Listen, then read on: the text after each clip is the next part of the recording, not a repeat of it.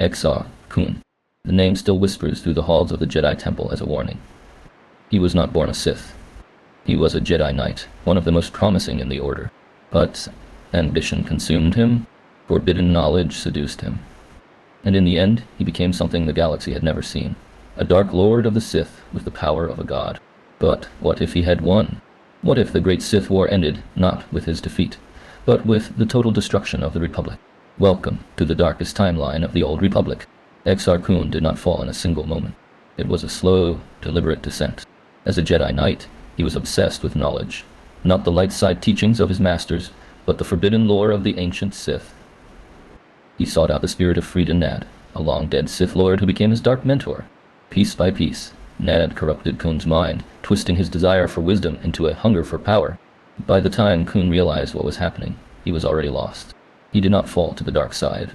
He embraced it willingly, believing he could master it where all others had failed. In the original timeline, Exar Kun's rise triggered the Great Sith War, one of the most devastating conflicts in galactic history.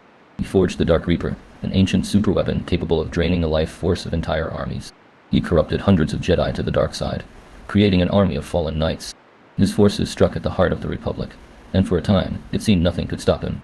But Exar Kun made one critical mistake. He trusted Ulic Piel Droma, and Ulic in the end betrayed him. With Ulic's help, the Republic struck back. Exar Kun's physical form was destroyed on Yavin 4, and his spirit was trapped in the temples he had built. The Republic survived, but barely. In this timeline, Ulic Kuldroma does not turn against Exar Kun. The betrayal that shattered the Sith forces never happens. Instead, Ulic remains loyal, leading the Sith armies with ruthless efficiency, while Kun focuses on his ultimate goal, the complete destruction of the Jedi Order. Without internal division, the Sith war machine becomes unstoppable. The Republic fleet, already battered, cannot withstand a united Sith front. The Jedi, scattered and demoralized, fall one by one. And Exar Kun, with his loyal apprentice at his side, prepares to unleash the final weapon that will end the war forever. The Dark Reaper was not merely a weapon. It was an abomination.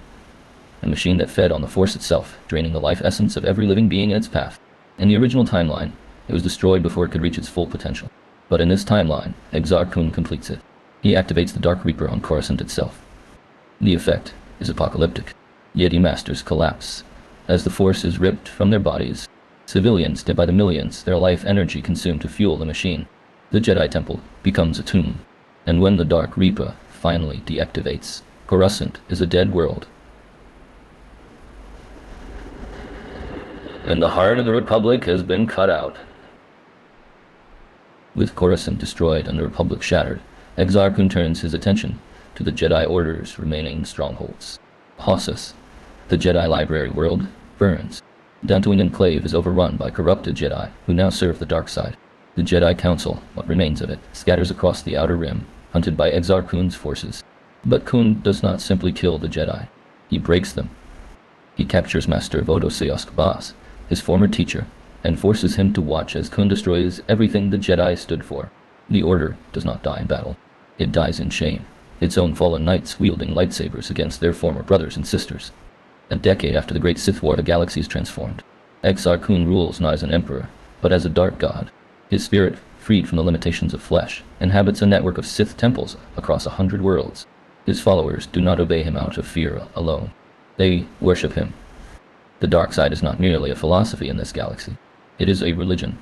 Force-sensitive children are taken from their families and raised as dark side priests. Technology has been reshaped by Sith alchemy. Ships fly, not on conventional drives, but on dark side energy. The galaxy has not merely been conquered. It has been fundamentally altered, rewritten in the image of a single fallen Jedi's ambition. In the original timeline, the Republic eventually recovered. The Jedi rebuilt. Hope returned. But in this timeline, there is no recovery. The Republic's infrastructure was too thoroughly destroyed. Its people are too thoroughly demoralized. Small pockets of resistance exist, smugglers, refugees, a few hidden Jedi, but they are insects biting at a giant. Exar Kun does not even bother hunting them personally. His corrupted Jedi, the Massassi warriors and the Sith-spawn creatures he created, handled the resistance with brutal efficiency. The galaxy has entered a dark age that will last not for years, but for centuries. And Exar Kun, immortal in spirit, will rule it all. Exar Kun's story is ultimately a tragedy, not for him, but for the galaxy he destroyed.